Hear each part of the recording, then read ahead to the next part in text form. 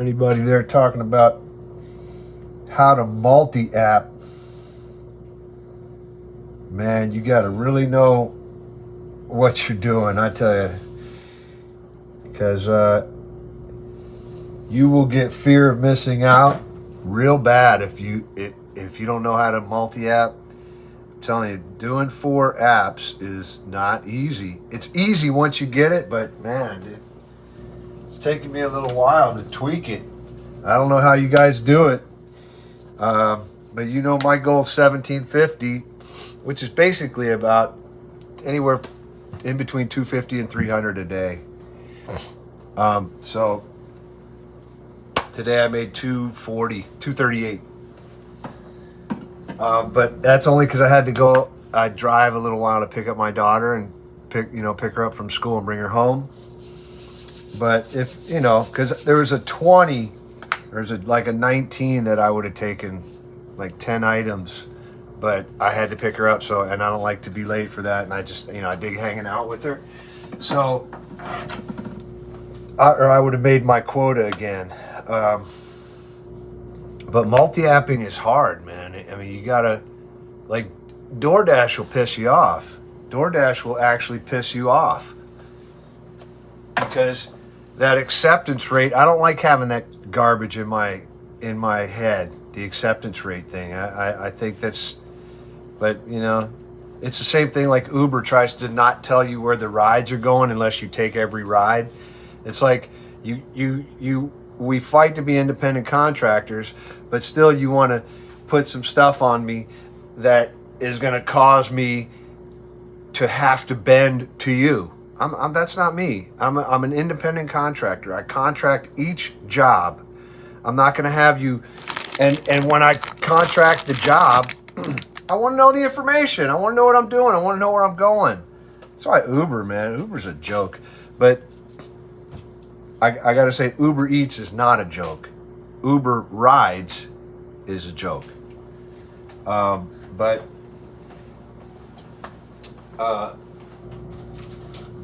multi-apping is not easy, man. Because I do 4 of them, and like I said, you have to do, when you do, I'm trying to see something here. When you do Lyft, for one thing, you have to have an electric car, or it's just gonna you're not gonna make a whole lot. You'll make about average $7 a ride. And here's the thing with Lyft that I noticed. I'm cooking while I'm doing this. Sorry, guys, but this is the only chance I get to talk about multi-apping these things to try to make a steady 1750 a week, right? But one thing I noticed about multi-apping is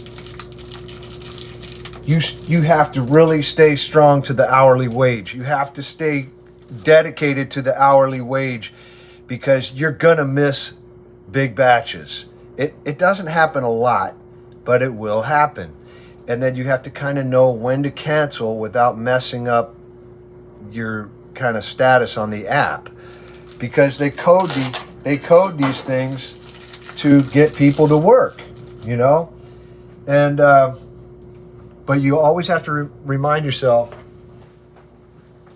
that you're an independent contractor, and this is all contracted. You contract every job. So if I don't know all the details up front, forget it, And DoorDash, when I'm multi-apping,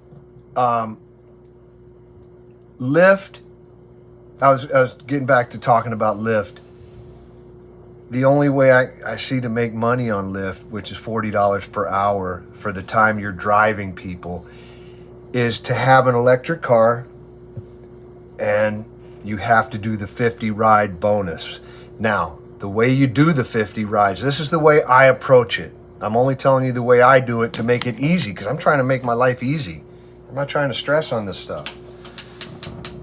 And the way that I do it is 50 rides. If I work 6 days a week, you add it up. It's about 8 rides a day, right? But those that know me know I have a Sunday music thing that I do. but I can still do Instacart afterwards. You know, after I get done with the gig, I do some Instacart or do some Lyft or something like that to make the bonus. So if I work 6 days a week, I do 8 hours, so that's 48 rides. It doesn't always work out equal like that, right? Because some days, you know, you just take rides. But this is the way I take the rides for those of you that don't know how to really take them. I'm not taking long rides with Lyft. It just doesn't pay enough. I want the person to be within 5 minutes of me. I don't want to drive very far to get you, right? I don't care if you're a 10-minute drive or 10-minute ride, that's fine.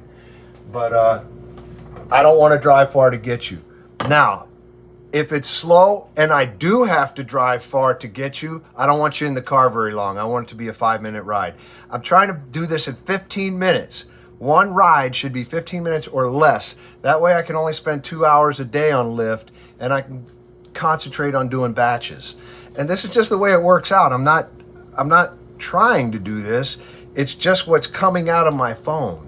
Okay? DoorDash, I think everybody knows that you get, I think everybody thinks they know this. Who knows whether it's right? With all that top dasher, and they scare you into accepting every job. Okay? That's fine. I'll do it, because after a while, if that's true and you do get the top dasher, I try to keep my acceptance rate in the 90s, right? I know a lot of people say, you can go down to 50. I don't want to go down to 50. I don't want the app, because it's not somebody looking, it's people that are coding the app to span hundreds of thousands of shoppers at once. The only way you could do that is to have the app coded in such a way that if you hit a threshold, it sends up things that says, you're blowing it, dude. And we're not going to tell you how to fix it, because we've already told you the way to fix it is to accept everyone. But you can't accept everyone, but you can keep it in the 90s or the high 80s. And then as far as the completion rate, every once in a while, I'm not going to wait around a restaurant. I'm just not going to do it and watch a batch come in. And it's a $50 or $40 or even a $30 batch, an easy batch where I can get in and out of the store in 15 minutes, deliver it in 15 minutes, I'm done. I'm not going to let that pass because these guys didn't start the DoorDash order until I got there. Done. And I don't really care too much about what happens on the acceptance rate and on the completion rate, but I do, right? So when I'm multi-apping, if I take another one, like if I take an Instacart batch, instantly I just shut the other ones off, turn them off. If it's a little batch, I'll do pause orders on DoorDash. I'll do pause orders, and then or if it's close to the end of the dash, I just end it. But as far as that's how I do Lyft. Lyft is you're going for 8 rides a day. No more than 15 minutes spent on the ride. You keep them quick. I love it when you have like 3 minutes to the person and a 3-minute ride. That happens a lot where I work. It's like, okay, I'll pick you up, take you right over. Usually it's somebody getting their car work done. You pick them up, take them home, and then they got to get back to their car. So, but you get a lot of regulars, picking up the same people. So it's fun, and their rides are short. And by the end of the week, you're at 35, 40 rides. Pretty soon you hit 45, and you're like, I might as well stay out for an hour and just grab 5 more rides. And boom, all of a sudden you hit that $150 for the 50 rides. You're done with Lyft. I turn it off. I'm not taking any more rides. Why would I? The rides don't pay anything. So if you take little 15-minute rides, you know what happens? You're going to make about $7 per ride plus tips, and you'll get good tips if you're a nice person. And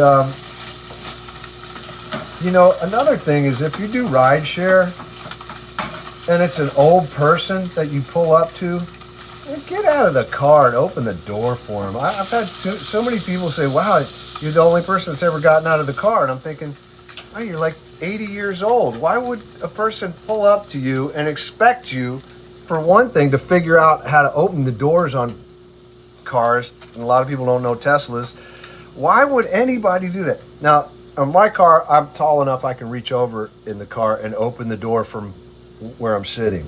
And I do that on every ride. But old people, I get out. I get out and come over and help them. People are stupid, man. This is a customer service business, and they come in with their little introvert attitude, and it's like, wow. I guess all you're gonna make is the base pay. That's it. That's it. That's all you're gonna make. If you can't talk to people, you will only make that, or you'll get a deduction or reduce or whatever. But I'm telling you, man, this is a customer service business. So okay, so we went over how to do Lyft. You know how to do that. Eight rides a day, no longer than 15 minutes per ride. You do it for 6 days a week, you got 50 rides. All right, so you do DoorDash. DoorDash, I turn it on and keep it on. I take most of them, but I will cancel for a good batch. And that's another thing. As far as Instacart's always going to take priority because it pays more. And it will always knock a ride off, or a DoorDash, or an Uber Eats, especially if I'm waiting too long at these places. I'm not going to wait. I'm not going to wait for you. And then, but if I'm sitting there waiting on a DoorDash or an Uber Eats, and a batch comes in, nah, a good batch. I'm talking about a batch that's going to be double or triple of what I'm doing on DoorDash. If that comes in, I'm swiping it and I'm canceling whatever DoorDash or whatever. I'm canceling it, and they expect that. That's why they have their little acceptance rate and their little, metrics in the app. But don't let that scare you too much, because you can stay good. You can stay good and you can keep your acceptance rate up. Just make sure, if you do an Instacart, turn DoorDash off, because that'll mess your acceptance rate up. You'll be doing an Instacart, you forgot to turn DoorDash off, and all of a sudden, boom, it comes in and you can't take it. You know what happens. All right, so I hope this helps somebody. I'm going to eat my dinner, and you guys, if you have any questions about it, that's the way I do it to make what I make. Like last week was $18.35. It's not hard to do, but you do have to get the bonus for Uber. And if I didn't have my Sunday music gig, I would do Instacart, but it's more fun to play music. So anyway, good luck to everybody. Take care.